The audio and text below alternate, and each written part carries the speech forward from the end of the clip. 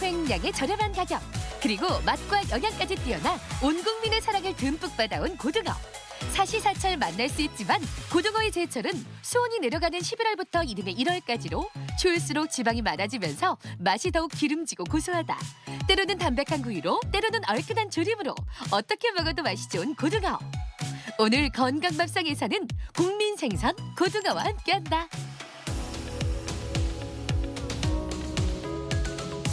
고등어에는 두뇌 발달에 좋은 DHA 성분이 풍부하게 함유되어 있습니다.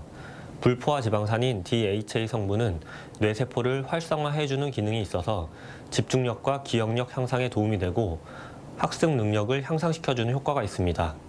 고등어에 풍부한 오메가3는 혈관 건강에도 도움을 줍니다.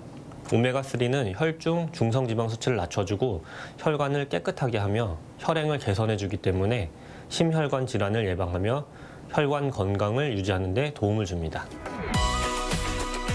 고등어를 고를 때는 배 부분에 흰색이 선명하면서 광택이 나는 것이 좋다. 또한 눈이 맑고 아가미가 붉을수록 신선한 고등어다.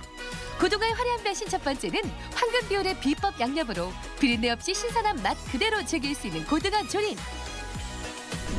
이어서 구이나 조림으로만 즐겼다면 도전해 봄직한 색다른 고등어 레시피. 단짠의 조화가 일품인 고등어 강정도 만들어보자. 생선 중에 국민 생선 하면 떠오르는 게 뭐가 있을까요? 갈치, 명태, 꽁치? 아닙니다. 고등어죠. 오늘은 그 고등어를 이용해서 비법 고등어 조림을 만들어 보도록 하겠습니다. 고등어에 풍부하게 들어있는 셀레늄은 면역력을 높이는 데 도움을 준다. 또한 고등어에 포함된 오메가3 지방산은 눈 건강에도 효과적이다. 오늘의 첫 번째 요리인 고등어 조림. 먼저 칼로 배를 갈라 내장을 제거한 후 물에 세척한 고등어를 손질하자. 머리와 지느러미 꼬리는 잘라내고 먹기 좋게 세 등분으로 토막을 낸다. 고등어 조림하실 때 생물, 자반 둘 중에 선택을 해야 되는데요. 좀 부드럽게 먹고 싶으면 생물 고등어 하시고요. 자반 고등어는 간이 되어 있기 때문에 양념하실 때 꼭 주의하세요. 조림에 빼놓을 수 없는 필수 재료, 무와 양파도 도톰하게 편으로 썰어주고 대파, 청양고추는 어슷 썰기를 해준다. 이어서 오늘의 하이라이트, 조림의 맛을 좌우할 비법 양념을 만들자. 진간장을 비롯해 맛술, 생강청, 다진 마늘, 설탕, 고춧가루, 후추를 넣고 여기에 비린내를 잡아줄 들기름과 담백한 맛을 낼 고추장을 첨가한다. 오늘 고등어 양념장의 비법은요, 바로 고추장입니다. 고추장이 들어가서 더욱 담백하고요. 또한 두 번째는 들기름이 들어가서 또한 비린내를 완전히 제거시켜줍니다. 이제 본격적으로 조림을 만들자. 먼저 냄비에 육수와 물을 넣고 팔팔 끓여준다. 무가 어느 정도 익으면 썰어놓은 고등어를 올리고 양파와 양념장도 넣어준 다음 센 불에서 끓인다. 여기에 또 하나의 비법 추가. 식초를 한 스푼 넣으면 비린내를 철벽 방어할 수 있다. 그리고 고등어가 익으면 대파와 청양고추를 넣고 센 불에서 한 번 더 끓여준다. 비법 세 번째는요, 바로 식초입니다. 식초가 들어가서 생선의 비린내를 확 잡아주고요. 짬뽕 드실 때 식초 조금 넣으면 또 다른 맛을 느낄 수가 있는 것처럼 식초 세 번째 비법 꼭 기억하세요. 국물이 자박하게 줄어들고 고등어와 무가 푹 익으면 불을 끄고 그릇에 덜어내는데 비린내는 잡고 신선함은 살린 비법 고등어 조림이 완성됐다.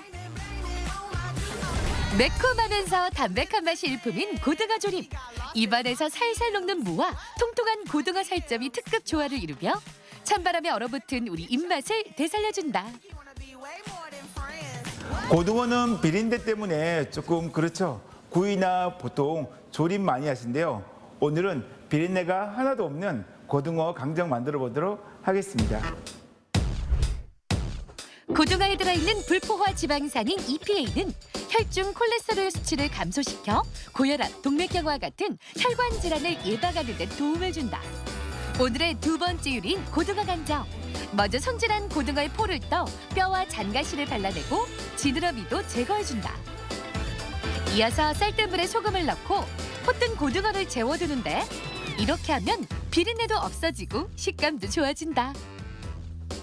고등어의 비린내를 제거하기 위해서 쌀뜨물과 우유 많이 사용하고요. 오늘 소금 집어넣는데요. 소금이 또한 생선을 탄력적이게끔 하고요. 더욱더 비린내를 잘 잡아줍니다. 재워둔 고등어는 키친타올을 이용해 앞뒤로 꾹꾹 눌러가며 물기를 없애준다. 이어서 고등어 살의 반을 갈라준다. 그리고 가운데 부분의 등가시를 제거해준 다음 먹기 좋은 크기로 썰어 넣는다.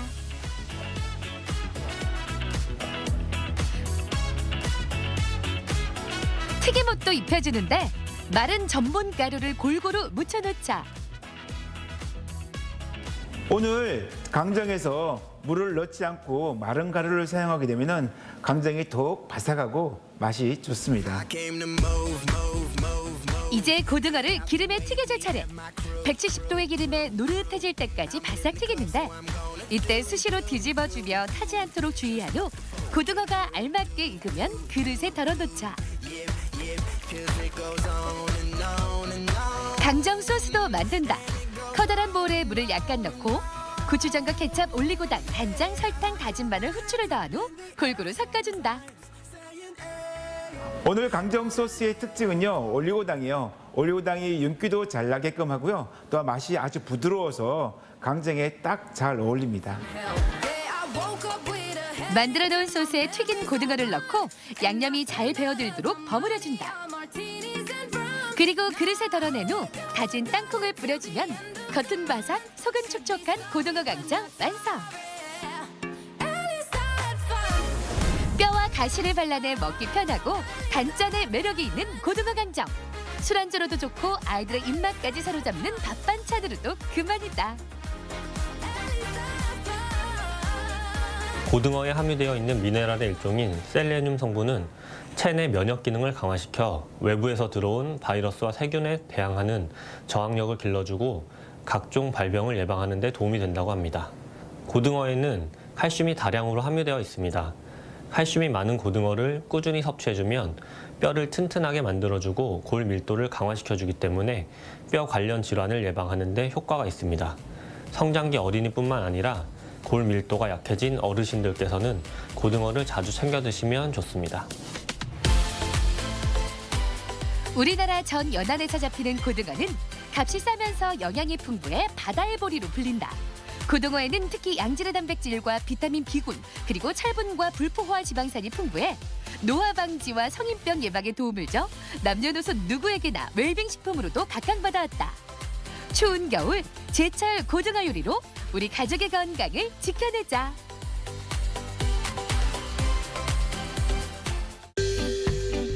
건강 플러스 인사드립니다. 안녕하세요. 김경섭입니다. 안녕하세요. 임보라입니다. 코로나 시대에 집콕 생활이 늘면서 운동량과 활동량이 줄어서 살이 쪄서 고민이다 하는 분들 많이 계실 겁니다. 그래서 새해 계획 중에 다이어트를 목표로 삼은 분들 있는데 이 다이어트를 할 때 체중 감소뿐만 아니라 근육량 증가가 중요합니다.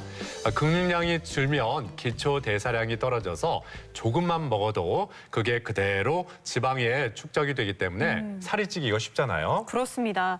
자, 그리고 특히 평소에 운동을 꾸준히 하셨던 분들은 그렇지 않은 분들보다 운동을 하지 않았을 때 근육량이 빠지기가 쉽다고 하는데요.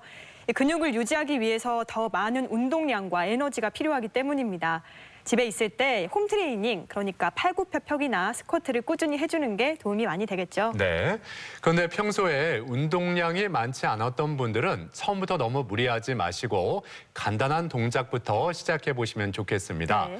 예를 들어서 TV를 볼 때 그냥 보지 마시고 앉았다 일어섰다를 반복하거나 아니면 누워서 무릎을 세우고 엉덩이를 최대한 위로 끌어올린 다음에 버티는 동작이 도움이 됩니다. 자, 근육량 유지를 위해서 생활 속 실천 해보시면 좋겠습니다.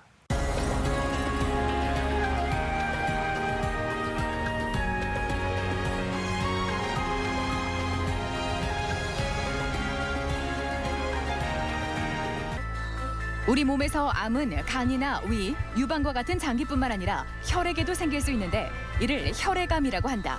혈액암은 혈액세포나 혈액을 만드는 조혈기관, 그리고 면역체계를 구성하는 림프계 등에 발생할 수 있다. 백혈병이나 악성 림프종이 대표적인 혈액암으로 전체 암 질환에서 차지하는 비율은 5%를 밑돌지만 2000년 이후 유병률이 증가하는 추세다. 뼈 안에 골수라는 조직이 있는데 그 골수라는 조직 안에 조혈모 세포들이 있습니다. 조혈모 세포는 백혈구, 적혈구, 혈소판 이런 혈액 세포들을 만들어내게 되는데 이런 조혈모 세포에서 생긴 암을 혈액암이라고 합니다. 오랜 세월 불치병의 대명사로 알려져 온 혈액암. 하지만 치료법이 발달하면서 혈액암 또한 생존율이 크게 늘고 있다. 특히 만성 골수성 백혈병의 경우 항암제가 개발되고 조혈모세포 치료가 늘면서 생존율은 90%에 육박할 정도로 높아졌는데 오늘 TV 주치에서는 정복 가능한 암, 혈액암에 대해 자세히 알아본다. 1990년대 초만 해도 이 혈액암에 걸리면 치료도 제대로 못하고 사망률이 높은 암이다 해서 무서워했었는데요.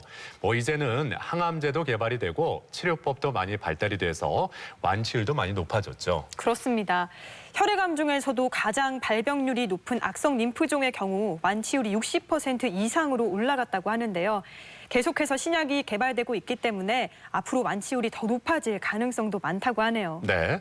하지만 이 혈액암의 종류가 워낙 다양해서 이 예후도 제각각입니다. 그렇기 때문에 혈액암에 대해서 정확히 알고 있어야 되는데요. 그래서 오늘 이 시간 혈액암에 대해서 살펴보겠습니다.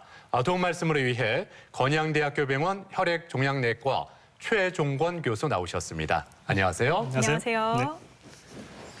자, 오늘 주제가 혈액암인데요. 앞서 말씀드린 대로 혈액암 하면은 다른 암보다 더 무섭다 이런 선입견을 우리가 갖고 있어요. 맞아요. 이 혈액암에 대해서 먼저 정확히 어떤 암인지 짚어주시죠. 예, 이 혈액암이란 그 혈액을 구성하는 그 세포에 생긴 암을 이렇게 포괄적으로 이루는 말입니다. 특히 이제 혈액, 그다음에 조혈기관, 림프절, 림프기관 등에서 발생하는 이 악성 종양을 혈액암이라고 하고 있습니다.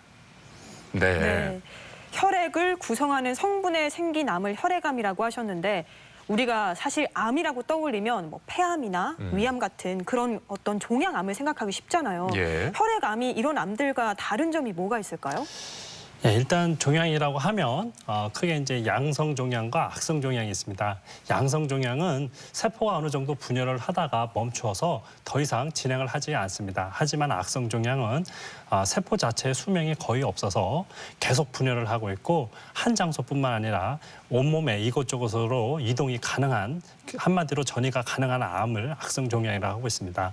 이 악성 종양 중에서도 특히 간암, 폐암, 위암처럼 그 위장기, 폐장기를 이루고 있는 세포에서 암이 발생했을 때 그런 것들을 위암, 폐암이라고 하고 있고요. 혈액암은 이런 골수나 림프절 같은 곳에서 생긴 암을 혈액암이라고 하고 있습니다. 혈액암의 특징은 이 혈액을 타고 암세포가 온몸을 이동할 수 있다는 것이 고형암하고의 차이점이 되겠습니다. 네. 그리고 앞서 혈액암은 종류가 워낙 다양해서 예후도 제각각이다 이런 말씀을 드렸었는데 대표적인 혈액암에는 어떤 것들이 있을까요? 예, 혈액암은 크게 많은 분들이 알고 계시는 백혈병이 있고요. 그다음에 백혈병 외에도 악성 림프종, 그다음에 형질세포 질환, 그다음에 골수 이형성 증후군, 또 만성 골수 증식성 질환 등이 혈액암에 해당이 되겠습니다. 네. 종류를 들어보니까 백혈병 빼고는 다 이름도 굉장히 어려운 질환들이 많은데요. 자, 그럼 원리 비교를 위해서 우리 몸에서 세포들이 만약에 정상적으로 자란다면 어떤 역할을 하게 될까요?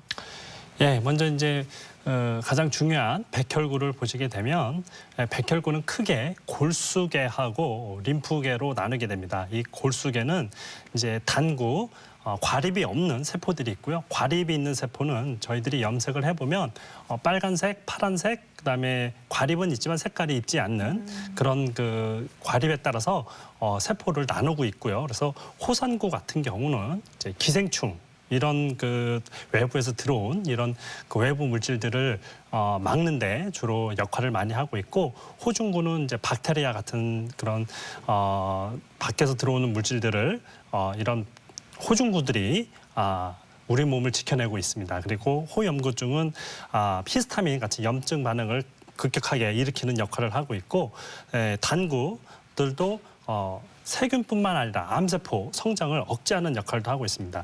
림프 같은 경우에는 특히 T 림프구, NK셀 이런 림프구 같은 경우는 암세포 그다음에 바이러스에 감염된 세포들을 억제하는 데 많은 역할을 하고 있고요.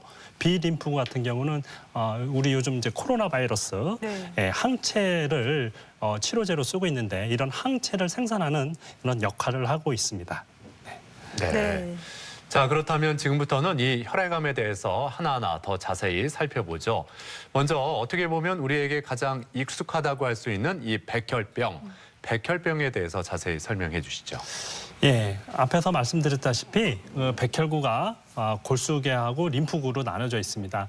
사실은 백혈구는 조혈모 세포, 골수 안에서 조혈모 세포가 백혈구로 분할을 해서 백혈구가 다시 골수구, 림프구, 나중에 최종적으로는 뭐 호산구, 호중구, 호염기구 이렇게 뭐 T세포 이렇게 분화가 되는데 그 중간에 어느 단계에서도 이 세포가 암세포로 바뀔 수가 있습니다. 골수성 백혈병에서는 그래서 초기 단계에서 생긴 급성이 있고요. 그다음에 나중에 분화가 거의 끝난 상태에서 암세포가 된 만성 골수성 백혈병이 있는데 급성 골수성 백혈병의 경우에는 이제 프랑스 그다음에 미국 영국 쪽의 병리학자 교수님들이 세포 모양을 보고 M0부터 M7까지 이렇게 세포 모양을 보고서 이렇게 분류를 해놨습니다. 네. 그래서 FAB 클래시피케이션이라고 하고 있는데 림프구성 백혈병에는 FAB 클래시피케이션에서는 이제 L1부터 L3까지 약 3종류로 나눠놓고 있습니다. 또 만성 CML이라고 림프구성에서도 거의 분화가 끝난 세포가 암세포가 되는 경우가 있고 이 급성 골수성 백혈병, 만성 골수성 백혈병, 급성 림프구성 백혈병, 만성 림프구성 백혈병 이외에도 헤어리셀 루케미아나 에오조노필링 루케미아, 기타 여러 그 백혈병들이 계속 진단이 추가가 되고 있습니다. 네. 네. 자, 이런 백혈병, 혈액암 하면 가장 먼저 떠오르는 질환인데 실제로 혈액암 중에서 가장 많이 발병하는 건 악성 림프종이라고요. 네, 림프종 환자가 더 많은 건 사실이고요. 예.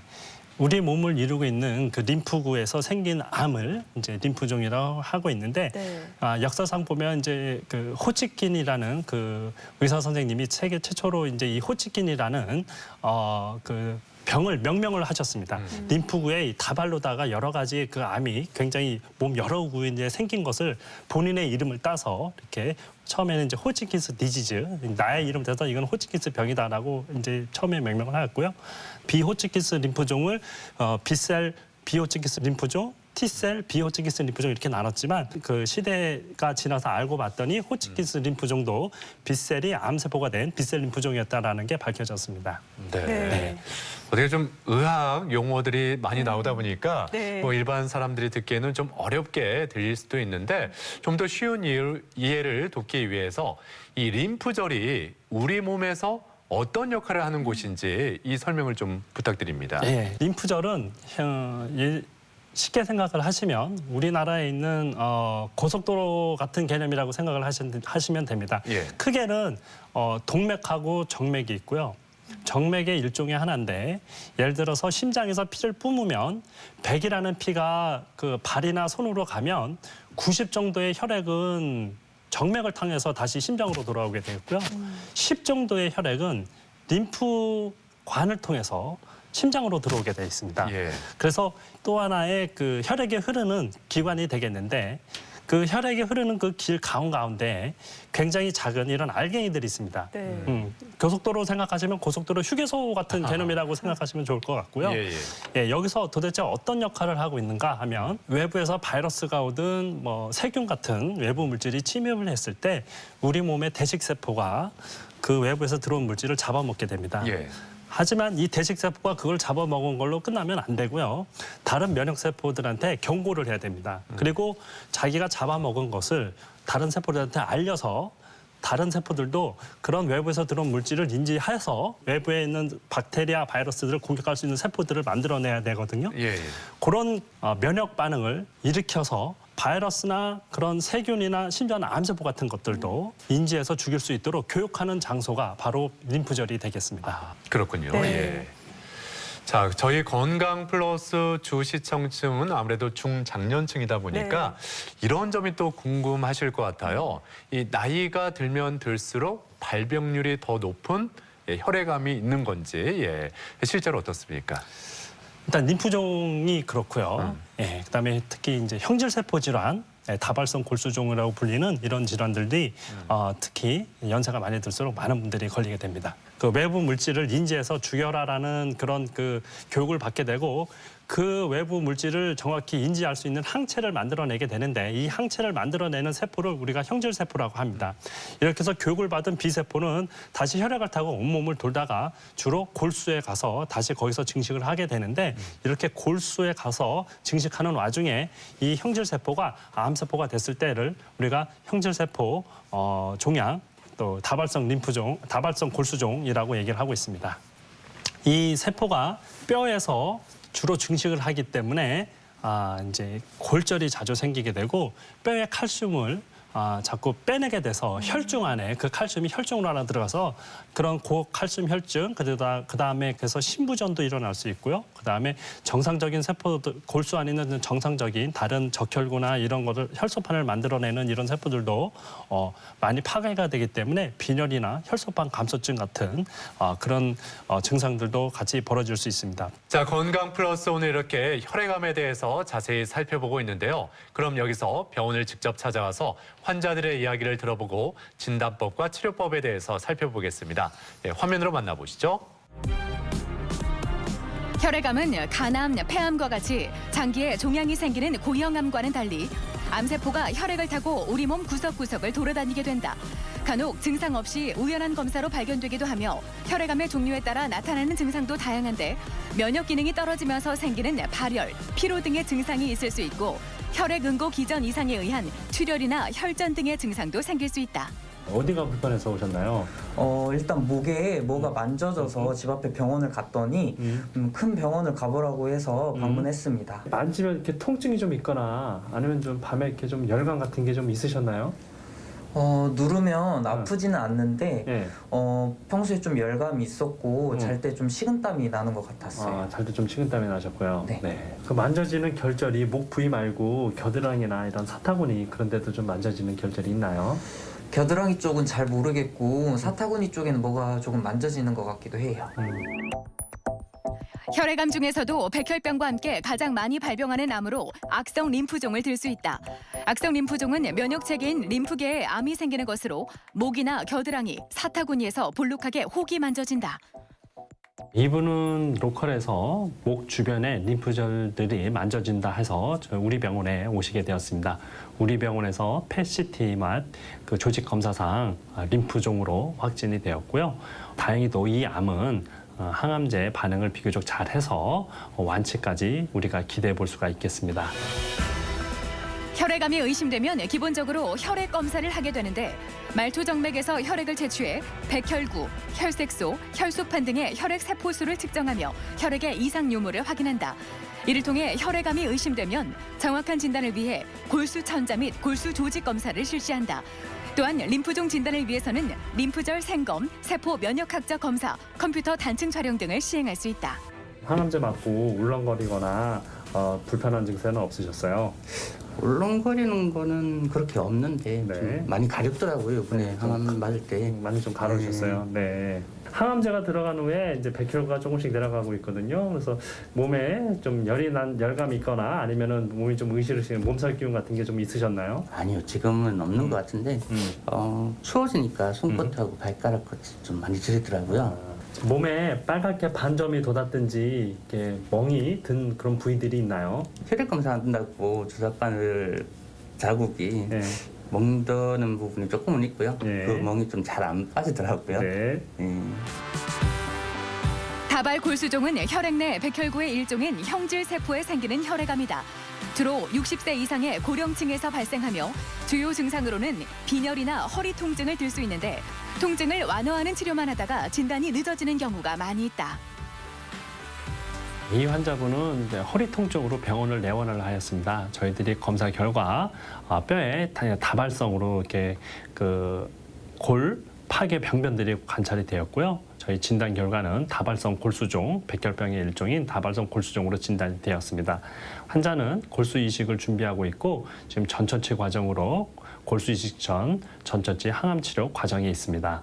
대부분의 치료가 마찬가지지만 항암 제마 그다음에 골수 이식을 잘 받게 되면 완치까지 기대를 해볼 수가 있습니다. 혈액암은 다른 암처럼 수술로 암 병변을 떼어낼 수가 없다. 말 그대로 혈액과 세포 등에 암이 생긴 상태이기 때문에 대부분 항암 치료로 이루어지며 항암 치료 효과가 높지 않을 때는 조혈모 세포 이식을 시행한다. 조혈모 세포 이식은 병든 조혈모 세포를 제거한 뒤 건강한 조혈모 세포를 이식하는 치료법으로 전체 환자의 50에서 70%가량이 완치율을 보인다. 대부분의 암에서 마찬가지지만 혈액암에서도 조기 진단 및 치료가 매우 중요합니다. 초기에 발견됐을 경우에는 간단한 항암제 및 아니면 표적 치료만으로도 충분히 치료가 가능하게 되지만 반면에 진단이 늦어져서 암이 많이 진행한 경우에는 골수 이식까지 고려해 봐야 되는 상황이 올 수 있고요. 골수 이식 자체가 사망률이 높은 그런 위험한 치료이기 때문에 조기에 진단 및 치료가 매우 중요하게 되겠습니다. 혈액암이라고 하면 막연한 두려움을 갖게 되지만 최근에는 표적 치료제의 개발이 이어져 완치의 가능성은 더욱 높아지고 있으며 완치가 되지 않는 경우에도 전통적으로 사용해왔던 항암제보다 부작용이 크지 않아 장기간 생존하는 경우가 많다. 따라서 혈액암은 조기에 진단받고 환자의 상태에 가장 적합한 치료 방법을 찾아 적극적으로 치료받는 것이 중요하다. 네, 병원에 찾아가서 환자들의 이야기를 들어보고 혈액암의 진단법과 치료법에 대해서 살펴봤습니다. 계속해서 이 혈액암의 진단법에 대해서 자세히 알아보죠. 예, 혈액암의 진단은 가장 중요한 이제 혈액 검사가 있습니다. 혈액 검사는 환자의 혈액을 뽑아서 혈액 안에 백혈구, 혈소판, 그다음에 적혈구, 헤모글로빈 수치를 봐서 하나만 저하가 되었는지 아니면 세 가지가 동시에 저하가 되었는지 아니면은 특정하게 한 개 이상의 그 수치들이 굉장히 증가되어 있는지를 봐서 몸 안에 골수 안에 뭔가 문제가 있구나라는 거를 저희들이 예상을 할 수가 있게 되겠고요. 그걸 좀 더 확진하기 위해서 혈액 도말 검사, 그러니까 세포 하나하나를 현명으로 보는 방법, 그다음에 직접 골수를 뽑아서 골수 안에 있는 조혈모 세포들을 확인해 보는 방법이 있습니다. 특히 이렇게 골수 검사나 혈액 검사를 통해서 세포의 최근에는 세포 자체 하나하나에 대한 그 유전자 분석을 통해서 어떤 유전자 돌연변이 때문에 정상이 아닌 암세포가 되었는지를 저희들이 확인을 하고 있습니다. 네. 자, 혈액암으로 진단되면 치료는 어떻게 이루어지는지 궁금해지는데요. 치료법 뭐가 있을까요? 네, 치료는 크게 표준 화학 항암 치료제가 있고요. 이런 그 세포 독성 그 항암제는 세포 주기를 이렇게 정지를 시켜서 암 세포가 더 이상 분열을 못하도록 하는 그런 방법이 되겠습니다. 고형암하고 달리 이 백혈구나 이런 조혈모 세포들은 세포 주기가 짧아서 항암제를 한 3일에서 5일 연속으로 쓰게 되면 대부분의 암 세포들이 없어지는 그런 효과를 보일 수 있습니다. 따라서 폐암이나 위암 이런 암종과 달리 고형암과 달리 비교적 효과가 매우 좋게 나타나는 경우들이 많고요. 반면에 항암제를 3일, 5일 연속으로 계속 쓰다 보니까 이런 세포 독성에 의한 여러 부작용들이 발생을 할 수 있습니다. 또한 그 조혈모 이식이라는 우리가 흔히 얘기하는 골수 이식이라는 방법이 있는데 재발을 최대한 막기 위해서 몸에 있는 대부분의 암세포뿐만 아니라 정상세포까지 모두 사멸을 하는 아주 고용량의 항암 치료를 한 후에 다른 사람의 골수를 이식을 받아서 다른 정상적인 사람의 골수가 내 몸에 정착을 하여서 백혈구, 적혈구, 혈소판 이런 세포들을 정상적으로 만들어내는 치료 방법이 되겠는데 사실은 항암제 용량도 많고 다른 사람의 골수를 이식을 받다 보니까 다른 그 사람의 골수에서 만들어진 그 세포들이 나를 공격할, 나를 외부인이라 인지를 하고 공격을 하는 그런 부작용이 있을 수가 있습니다. 따라서 다른 치료 방법들에선 비해서는 조금 위험성이 더 있는 치료가 되겠고 어쨌든 골수 이식까지가 잘 진행이 되면 완치까지도 기대해 볼 수가 있겠습니다. 네. 이 항암 치료와 조혈모 세포 이식 두 가지를 말씀해 주셨는데 우리가 흔히 알고 있는 이 수술적인 치료법은 없는지 이 점도 궁금하네요. 네, 이런 항암제 말고도 그 수술적 치료를 하는 경우들이 있고요. 특히 림프종 같은 경우는 수술을 하고 보조적으로 방사선 치료를 같이 하는 경우들도 있습니다. 전체적인 치료 과정은 관해 유도 항암 치료를 먼저 진행을 하고요. 그다음에 예후가 좋을 것 같은 환자들은 그냥 공고 항암 치료 정도만 하고 그다음에 유지 치료로 넘어가는 경우가 있고 유전자 타입이 별로 좋지가 않아서 예후가 불량할 거로 예상되는 그런 종양 같은 경우에는 관해 유도 항암 치료를 한 후에 바로 조혈모 이식을 하고 유지 치료로 넘어가는 이런 치료 방법들을 사용하고 있습니다. 자, 아무튼 이 혈액암 치료법 중에 항암 치료가 있다 앞서 설명을 해주셨는데 우리가 항암 치료를 떠올리면 또 이어져 생각나는 게 표적 치료거든요. 이 혈액암도 표적 치료제가 개발이 잘 됐는지 이 점도 궁금합니다. 네.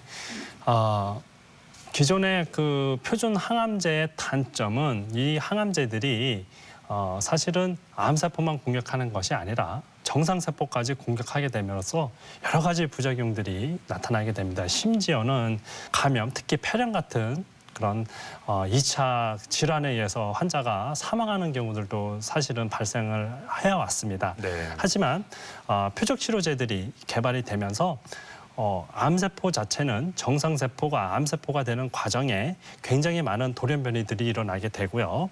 그 돌연변이 위치를 정확히 타겟할 수 있는 여러 가지 표적 치료제들이 개발이 되었습니다. 이 표적 치료제의 장점은 돌연변이가 있는 그 위치만 공격을 하기 때문에 정상세포는 거의 공격을 하지 않습니다. 정상세포에 대한 독성이 매우 작기 때문에 항암제를 매일 복용할 수가 있습니다. 항암 치료를 매일 하는 거가 되겠고요. 매우 적은 부작용으로다가 매우 효과적인 치료 결과를 얻으실 수가 있습니다. 네. 자, 이번에는 구체적인 사례를 통해서 혈액암의 진단과 치료에 대해서 설명해 주시겠어요? 네, 우리 병원에 내원하신 그 43세 남자 환자분입니다. 이분은 사실 뭐 직장 잘 다니시고 멀쩡하고 병원을 거의 가보신 적이 없는데 자꾸 몸이 기력이 없다, 어지럽다, 피곤하다 이런 증세 때문에 그냥 병원에 오시게 되었고요. 네, 특별한 과거력은 없었습니다. 오셨을 때 응급실에서 혈액검사상에서 백혈구는 7,700개로 정상이었는데 헤모글로빈이 3.4로 굉장히 저하가 돼 있었고 혈소판도 한 10만 개 정도로 좀 감소해 있었습니다. 얼핏 생각해 보면 단순 빈혈 아니냐 이렇게 생각할 수도 있었지만 혈소판도 낮고 헤모글로빈도 3.4가 굉장히 떨어져 있는 양상을 보였습니다. 환자는 이렇게 사진을 보세요. 굉장히 골수, 림프선 여러 군데에 이렇게 암이 이렇게 진행된 상황이었습니다. 온몸에 암이 다 퍼져 있으신 상태였고 저희들이 조직 검사를 한 결과 골수 검사 및 조직 검사를 한 결과 림포플라즈마사이틱 림포마라는 진단을 받았습니다. 그래서 이 환자에 대해서 저희가 표준 항암제, 그다음에 면역 치료, 표적 치료 등을 병행을 해서 현재는 이렇게 깨끗하게 암이 다 사라지신 상태이시고요. 현재는 간단한 그냥 면역 치료 정도만 하시면서 그냥 외래에서 지켜보고 있으신 상황입니다. 표준 항암제 외에도 이렇게 차세대 유전자 서열 분석을 하여서 이렇게 많은 이 환자의 실제적인 범인입니다. 이게 이 환자분이 사실은 특별하게 뭘 잘못해서 암에 걸리신 게 아니고 뭐 이렇게 라치2, LIPB, 그다음에 FLT4, 이렇게 PCLO, FGFR4 이런 유전자 돌연변이들이 이렇게 차곡차곡 약 15개, 20개 정도 되는 이 돌연변이 차곡차곡 겹치는 바람에 정상세포가 암세포가 된 거고 이렇게 돌연변이가 일어난 그 위치를 정확히 공격하는 그런 표적 치료제들이 있습니다. 그런 표적 치료제를 같이 병용을 했을 때 보다 항암제 말고도 이런 표적 치료제를 같이 병용했을 때 보다 큰 효과를 보실 수가 있겠습니다. 네. 이분의 사례처럼 최근에는 혈액암 치료에 있어서 면역 치료에 대한 관심도 높아지고 있다 이렇게 들었거든요. 예, 네. 어떻습니까? 예, 면역 치료는 사실은 그 T셀이라는 그런 림프구 또 하나의 백혈구인데 이 백혈구는 몸 안에 이상세포들을 감지하여서 그런 이상세포들을 공격을 하게 됩니다. 그 세포가 종양인 경우도 있고요. 그 세포가 바이러스에 감염된 경우도 있습니다. 이 T세포는 세포 독성 물질을 갖고 있는데 이 T세포에 인지가 되면 세포 독성 물질을 풀어서 그 인지가 된 세포를 사멸시키는 경우가 되겠습니다. 이 T세포가 사실은 그 림프종이나 그다음에 백혈병 이런 데서 쓸 수 있다. 이걸 쪽으로다가 개발을 해야겠다라고 지금 그 연구를 많이 하셔서 지금 사실 상품화까지 되어 있는데 미국 펜실베니아 대학의 칼준 교수님께서 기존 T셀을 개량을 한 키메릭 안티젠 리세터 T셀, 카티셀을 개발을 하셨고 현재는 이제 이 카티셀을 이용한 B셀의 림프종 또 B셀 루케미아, 그러니까 백혈병에 대한 치료가 지금 현재 이루어지고 있습니다. 네. 뭐 부작용은 적고 또 치료 효과는 크다고 하니까 혈액암 환자들에게 굉장한 희망이 될 것 같은데요. 자, 그러면 좀 치료에 활용되는 T세포에 대해서 좀 더 자세히 알려주시죠. 네, 이 T세포를 보시면 굉장히 작은 세포가 이렇게 들어오는 것을 보실 수가 있습니다. 이렇게 굉장히 작은 세포가 종양세포입니다. 이렇게 큰 종양세포에 붙어서 이 세포를 사멸하게 되는데 여기 달라붙으면 이렇게 큰 세포들이 이렇게 이 큰 종양세포가 터져나가게 됩니다. 요 조만한 요게 T셀입니다. 이 T셀이 이렇게 큰 종양세포들을 달라붙어서 하나하나 이렇게 보시면 이렇게 터져나가는 모습을 보여주고 있는데 이렇게 세포를 터치는 사멸을 시키는 거죠. 이런 치료를 하게 됩니다. 이 T세포가 암세포나 바이러스에 감염된 세포를 정확히 인지하게 되면 그 인지된 세포는 그 굉장히 사멸이 빨리 이루어지기 때문에 종양 쪽에서도 이 T세포를 이용한 면역 치료를 굉장히 활발하게 연구를 하고 있습니다. 진행 과정은 환자로부터 혈액을 뽑아내게 되고요. 그 안에서 T세포를 분리를 하고 우리가 원하는 그 수용체를 만들 수 있는 유전자를 이 T세포에다 삽입을 하게 됩니다. 그래서 보통 CD19, BCMA 같은 표적을 타겟할 수 있는 그런 유전자를 T세포에 넣어주게 되고 그 T세포를 나중에 다시 이렇게 환자 몸에다가 이렇게 넣어주는 이런 치료 과정이 되겠습니다. 네. 그렇다면 이 T세포 치료에 관한 환자의 사례도 있을까요? 네, 현재 2019년 FDA 허가가 된 이후로 사실은 그 여러 나라에서 이런 T세포를 이용한 치료를 지금 진행하고 있고요. 사실은 2012년에 첫 환자를 치료를 하였습니다. 펜실베니아 대학에서 7살 여아 림프구성 백혈병 환자에 대해서 골수 이식을 포함한 여러 가지 치료를 하였지만 모든 치료에 실패를 하였고 마지막 당시에서는 골수의 암세포가 60% 이상을 차지하는 굉장히 심각한 상황이었습니다. 하지만 이 치료를 받게 나고 나서 딱 한 달이 안 되는 23일 만에 몸 안에 있는 모든 암세포가 없어지는 그런 기적적 같은 일이 벌어졌고 이 아이는 현재 2020년 현재까지도 건강하게 지금 잘 지내고 있습니다. 네. 뭐 굉장히 효과적이고 또 희망적인 이야기인 것 같은데요. 빨리 우리나라에도 적용이 됐으면 좋겠습니다. 자, 그렇다면 이 혈액암 치료에 대해서 마지막으로 총 정리를 해주시죠. 혈액암의 그 세포 독성 항암 치료가 사실은 현재까지도 주 치료인 건 맞습니다. 현재까지도 주 치료이고 또 여러 가지 부작용이 있는 건 사실이지만 약들이 계속 개발이 되면서 부작용도 많이 줄었고 그리고 치료 성적도 높아지고 있습니다.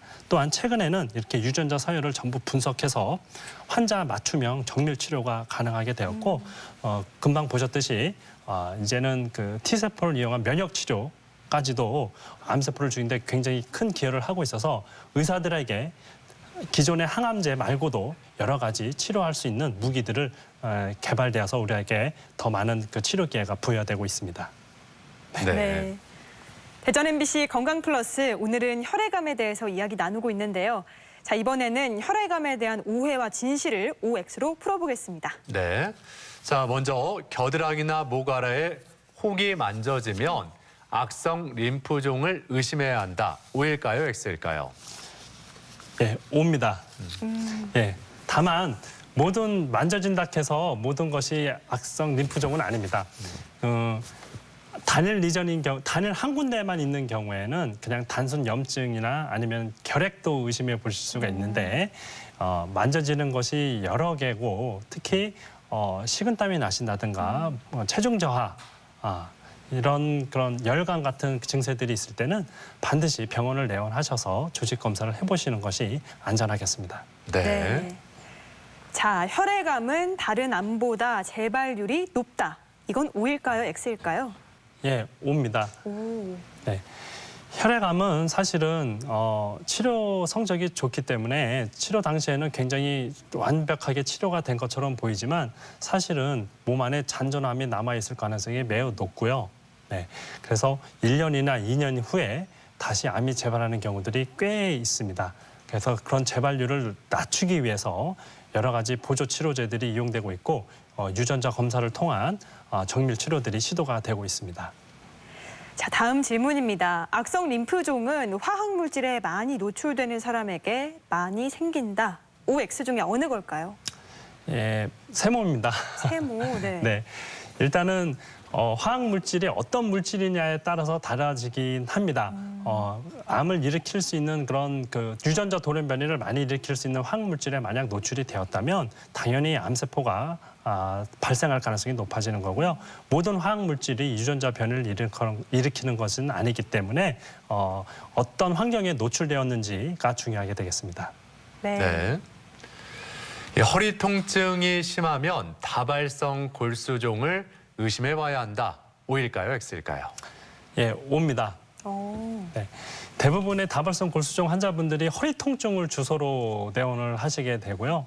예, 정형외과나 이런 신경외과 쪽에서 검사를 하시다 보면 병변이 한 군데가 아니라 여러 군데에 나타나게 되면 이렇게 저희 혈액종양내과로 환자를 보내시는 경우가 있습니다.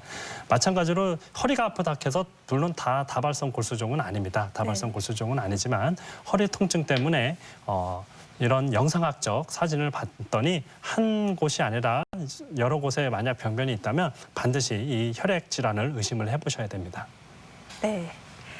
자, 이렇게 혈액암에 대한 오해와 진실을 OX로 풀어봤고요. 계속해서 시청자 여러분의 궁금증도 하나씩 풀어보겠습니다.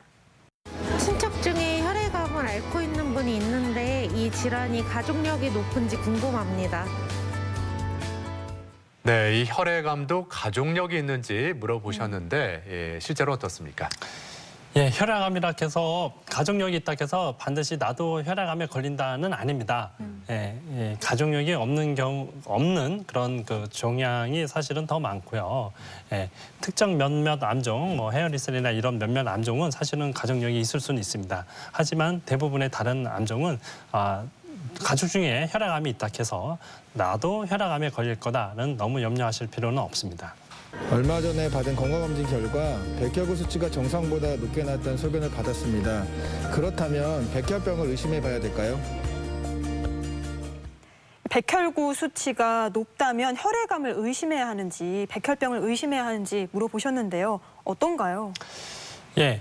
정상치는 4,000개에서 한 10,000개 정도의 백혈구가 정상 수치로 저희들이 보고 있습니다. 하지만 이제 감기나 이런 단순 감염에서도 2만 개에서 3만 개까지 거의 2배 이상 올라가는 경우들이 있고요. 네. 이런 경우들은 사실은 증세가 환자분들이 그런 그 염증 반응 증세가 좋아지면 대부분은 다시 정상치로 돌아옵니다. 하지만 이런 그런 감염도 없고 이런 상황에서 열도 없는데 백혈구가 5만 개, 6만 개, 10만 개 육박하는 수치가 계속 유지가 된다면 반드시 백혈병 검사를 해보셔야 됩니다. 혈액암은 다른 암 질환보다 항암제 치료의 예후가 좋은가요? 네, 이 혈액암은 항암제 치료 예후가 어떻게 되는지 물어보셨어요. 네, 다른 고형암에 비해서 항암제를 고용량으로 쓰고 또 연속으로 치료를 하다 보니까 사실은 치료 반응은 다른 고형암에 비해서 매우 높습니다. 매우 높지만 혈액암 자체 특성 때문에 나중에 재발하는 경우들이 꽤 있고요. 이런 재발을 최대한 막기 위해서 이런 유전자 분석, 그다음에 면역 치료 이런 것들이 같이 고려되고 있습니다. 네. 네. 자, 끝으로 혈액암에 대해서 꼭 기억해야 할 점, 핵심을 요약해 주시면 좋을 것 같은데요. 혈액암은 네모다라고 한다면 이 네모를 어떻게 채워주시겠어요? 예, 혈액암은 번지 점프라고 생각하시면 좋을 것 같습니다. 막상 서시면 절망적이고 매우 두려운 생각이 들지만 안전 장치가 있고요. 예, 안전하게 잘 치료가 되셔서 충분히 회복할 수 있는 질환이 되겠습니다. 네. 대전 MBC 건강 플러스 오늘은 이렇게 혈액암에 대해서 자세히 알아봤습니다. 지금까지 도움 말씀에 혈액종양내과 최종권 교수였습니다. 오늘 말씀 고맙습니다. 고맙습니다. 네, 감사합니다. 예, 오늘 알아본 혈액암이 불치병은 아니지만 모든 암이 다 그렇듯이 빨리 발견하고 치료할수록 예후도 좋다고 하니까요. 뭔가 조금이라도 이상 증상이 있다면 지체 마시고 전문의를 찾아가 보는 게 필요하겠습니다. 그렇습니다. 혈액암은 특별한 예방법이 없다고 합니다. 자, 평소에 정기적인 검진을 통해서 백혈구 수치를 확인하는 게 중요하겠습니다. 네, 건강 플러스 오늘 저희가 준비한 내용은 여기까지입니다. 이번 한 주도 건강하게 보내시길 바라고요. 저희는 다음 이 시간에 다시 인사드리겠습니다. 함께해 주신 여러분 고맙습니다.